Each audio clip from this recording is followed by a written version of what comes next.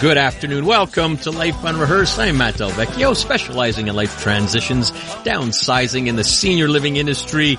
Let me begin by wishing all the moms out there a very special Happy Mother's Day. Whether you're a mom, a grandma, stepmom, mother-in-law, moms-to-be, a bereaved mom, or someone who plays the role of mom, I'm sending you warm wishes today and every day. Thanks for doing what you do so very well. And of course, our thoughts also go out to the moms who are no longer with us. Special shout out to my wife, Stephanie, for being a great mom and a stepmom to my kids. And of course, a very happy Mother's Day to my own mom, who listens in every Sunday. She listens from Oakville, Ontario on the iHeart Radio app. She grew up in the Benny Farm area in NDG. So proud of her.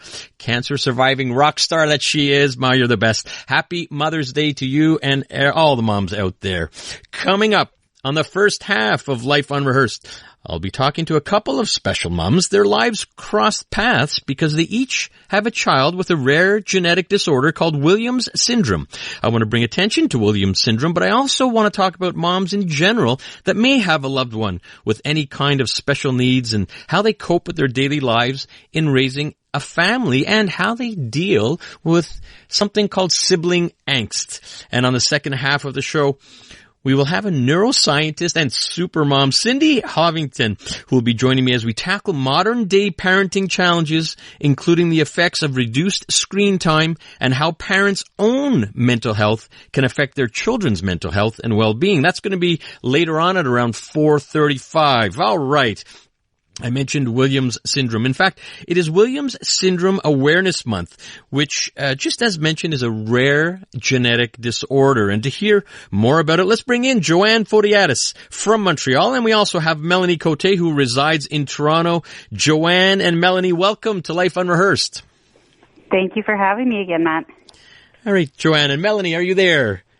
I am here. Hey. I'm also excited to be here. Good. Well, first of all, happy Mother's Day to both of you, and glad you could join me here on Sunday. And Joanne, I'm going to start with you just for some general information. You have how many children now? I have twin boys who are 6.5 years old now. All right. And 6.5. And which of the twin boys has Williams syndrome? Lucas has Williams syndrome. Lucas. And I believe your other son is called Nicholas. Is that right? That's right. Okay. Melanie, how many children do you have? I have two children. My son is 13, Shane, and my daughter, Alma, is 10. And Alma has Williams syndrome. All right. Okay. Now, Melanie, you're the president of the Canadian Association for Williams syndrome. You're based out of Toronto. So can you, for our listeners, what is Williams syndrome? So as you mentioned, it's a rare genetic condition or genetic disorder. It is present at birth. Someone with Williams syndrome lives with it their entire life. It brings a mosaic of complications, health issues, learning challenges, social challenges, but also a wonderful breadth of curious, warm personality traits that make people with Williams syndrome really shine in most settings. It's so interesting you say that. We're going to talk a little bit more about those, both the challenges and those warm traits that you've talked about. Now, I haven't heard of Williams syndrome before, so how prevalent is it? So Williams syndrome occurs in about 1 in 10,000 births, and it is present across the world. There's no difference between various backgrounds for mothers who are older, mothers who are younger. It is a completely random happenstance. All right. And Joanne, I want to bring you back in here because I think you started to notice something may not be right with Lucas. What were your thoughts at the time? And you know, how old was Lucas at the time when you started to have some questions? Well, all through the pregnancy, he was always smaller than Nicholas, and that was probably the first red sign, or red flag rather, but they always say that it's typical that one baby gets more nutrients than the other throughout the pregnancy, so we didn't think too much of it. He was a little smaller than his twin at birth. He was delayed at meeting milestones. It was very difficult to feed him. But the doctors kept telling us it's typical that one twin develops slower than the other and he'll catch up by the time he's 5 years old. But when he was 18 months and he was not even crawling, never mind walking, we started doing a lot more tests, and visiting a lot of doctors, but nothing was ever found until he was, like, the week he was 3.5 years old. He had a sinus infection, actually, and we had to bring him to the doctor, and that's when the doctor said, hey, you know what, that heart murmur he had that he was born with hasn't closed up yet. I think we need to go see a cardiologist. So that was when we went to see a cardiologist, and we thought nothing of it. Like, he has a small heart murmur. And as soon as we walked in, the doctor said, let's do an ultrasound EKG. And we just thought it was a money grab because we're at a private clinic. Mm-hmm. And right away he told us that night, I think your son has Williams syndrome. Let's do some genetic testing. All right. I can't imagine, just first of all, something you probably have never even heard of. And now, 3.5, 4 years old, what do we do? You're listening to Life Unrehearsed, Matt Del Vecchio, and I'm talking with Joanne Fodiatis and Melanie Cote. Joanne, we're going to continue. You get this diagnosis, and then since then, what have you had to put in place for Lucas, I guess, to grow and thrive? Well, we first heard about it, but then the world shut down the week after. So it took us about a year to actually get the diagnosis. So at that point, we had already started physio just around his first birthday because of his poor motor development. So our physiotherapist, actually, her name is Dr. Sarah Friedman, and can't say enough great things about her. She helped us build our village, so with an occupational therapist and a speech therapist, and everything to help him overcome delays so that he could fully participate in life, and not just watch his brother play on the sideline. Yeah, and Melanie, I'm listening to Joanne, and obviously as a concerned parent, and good on you, Joanne, you didn't give up. We've talked off air, and you really did advocate for Lucas until you did get a diagnosis, and so you can put plans in place. And Melanie, I would imagine even for yourself, and this just isn't about Williams syndrome, but can you share with us the importance for parents to advocate, especially at a young age, if you don't think something is right with your child? Absolutely. I think sometimes parents are reticent to step forward because they are worried about their child having a label, or they're worried they're going to find out something they don't want to hear. But the opposite is actually the most valuable action. The more information you have, the better you can line everything up to help your child achieve their full potential. And it's different for everyone. But once you have a sense of where you can step in to provide supports, I call them scaffolding, to shore up some of the ways that your child might have difficulties, you'll find that your child is so much better poised to become their very best self. Yeah, I love that. And Joanne, I'd love to get your input. You are a fighter. We heard a little bit of how you advocate, and I must add that when I say fighter, you're a fighter more than most. You are an ovarian cancer survivor yourself. And what do you say about advocating for your loved ones at a very young age? Well, it's the most important thing you could do. The sooner you get support, the better. I lost my train of thought, but basically... Yeah, no problem. But I know how you were describing before, like you just didn't want to, I guess, agree and go back home and okay, that's it. I got to trust the doctors. You had to go dig a little deeper. And a lot. And that's the biggest thing with something that's rare. I was reading just the other day, for example, that only 1 in 30 doctors in North America have actually met a patient with Williams syndrome. So a lot of them don't know what it is. So that's why it's so important to get a diagnosis. As soon as you know something is different and not typical milestone, like go get it checked so that you get the support, because there could be some serious organ problems, for example, and you want to have that looked into to make sure that they're okay. Listen to Life Unrehearsed. I'm Matt Del Vecchio, and that's the voice of Joanne Fodiatis. We also have Melanie Cote on the line. We have to head out to traffic. However, When we come back, I want to talk to both of you about another aspect of, we'll call it having a child with, in this case, Williams syndrome, but many children have special needs. And I want to address siblings and siblings angst, because that's always a challenge for families. And welcome back to Life Unrehearsed. I'm Matt Del Vecchio, and I'm talking with Joanne Fodiatis and Melanie Cote. Hey, Joanne and Melanie, a little Backstreet Boys there for you. Is that all right for Mother's Day? Now, Joanne and Melanie both have children with a rare genetic disorder called Williams syndrome. Joanne has twin boys, and one of the boys, her son Lucas, has Williams syndrome. And Melanie, your daughter Alma has Williams syndrome. Alma is 10 years old. Can you give us a little update on how Alma's doing? You know, when Alma's a real firecracker, that kid is probably the most happy-go-lucky kid out there for the most part. She is she's finishing grade 4 this year. She's involved in activities in the community, both that would be completely made up of kids who have other disabilities or neurodiversity, and then also where she's the only child that has some sort of something special with kids that are her peers. Her school is great. She's in clubs. She's in track and field. She participates very fully in life. Her health is, she is well in the health department. She does struggle with some mental health and anxiety issues, which is very common in Williams syndrome, so we're working on that. But for the most part, she's doing great.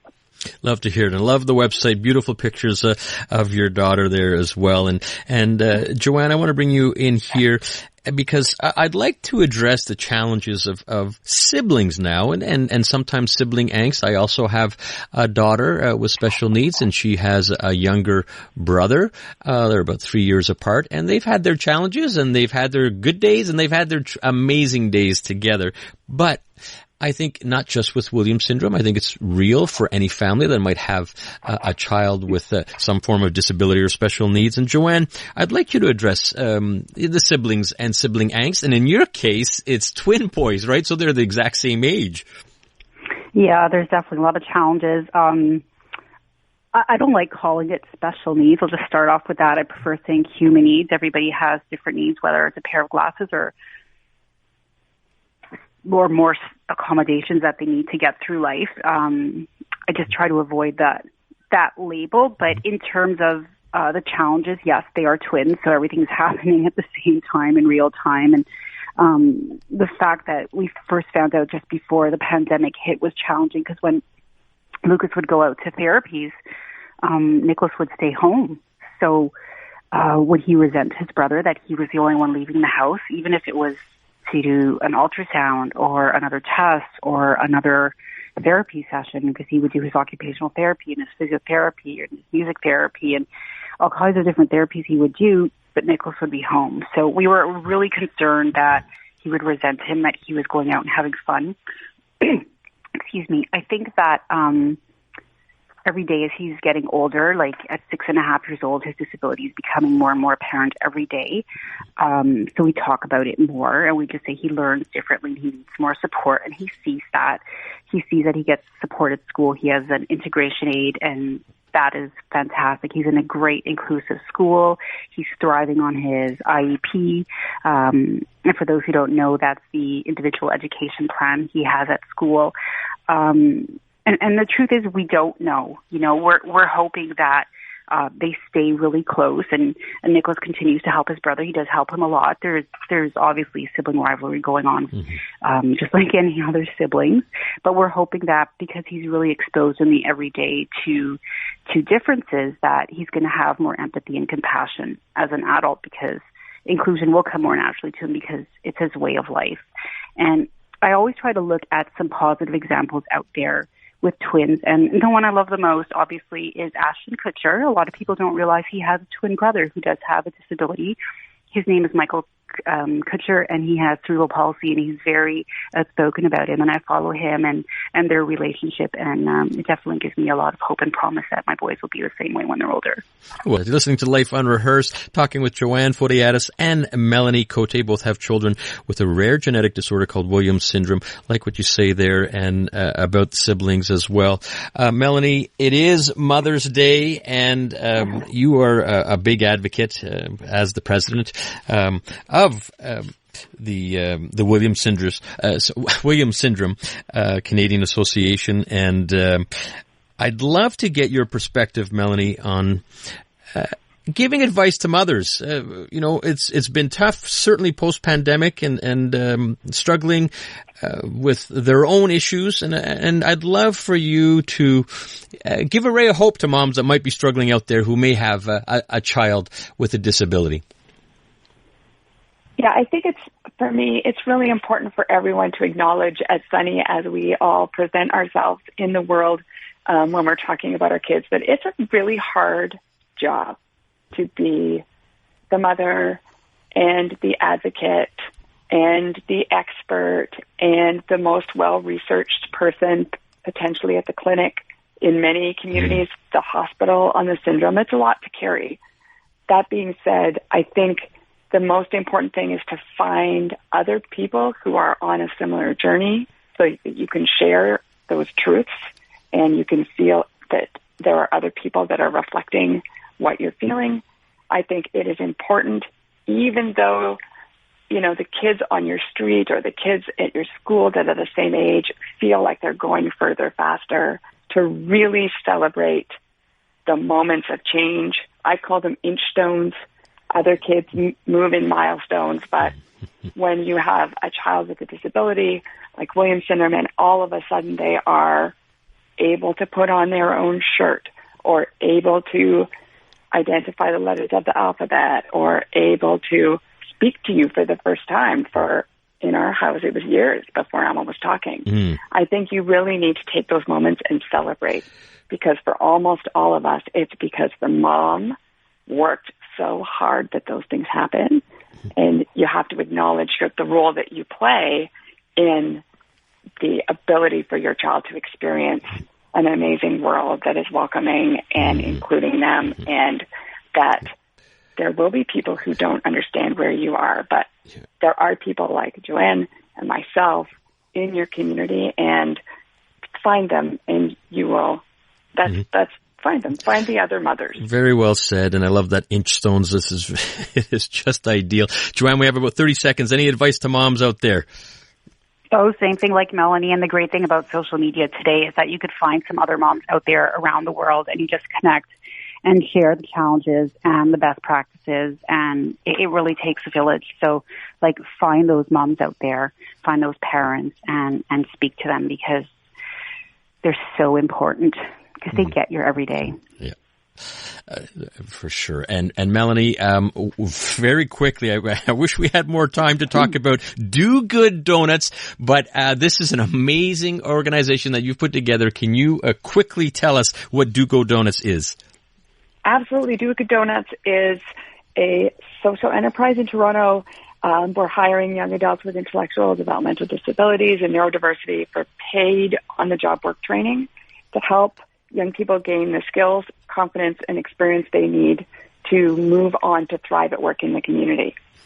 I love that. I love the fact that you're hiring people with some form of disabilities or special needs. And in fact, we had Dr. Zazzini, a specialist in autism, on my show about a month ago, and we were really big proponents of organizations, corporations, businesses, small or big, that are open to hiring people with disabilities, and good on you, Melanie, for Do Good Donuts. I want to thank both of you, and I'd love to find out, how can our listeners find out a little bit more about Williams syndrome? They could go to the website for the Canadian Association of Williams Syndrome. Melanie writes a lot about it there, as well as her page Do Good Donuts. And I put a post right now every day for the month of May. And throughout the year, we post as well, but every day. Right now, it's every day on our Instagram account at Cedar Lake Twins. So follow us there. I love that. I've been following the Cedar Lake Twins on Instagram. Great posts, and I want to thank both of you for spreading the word a little bit and wishing you much success. And of course, a happy Mother's Day to both of you. Thank you so much, Matt. Thank you. Okay, you're welcome. That's Joanne Fodiatis and Melanie Cote. Both have children with a rare genetic disorder called Williams syndrome.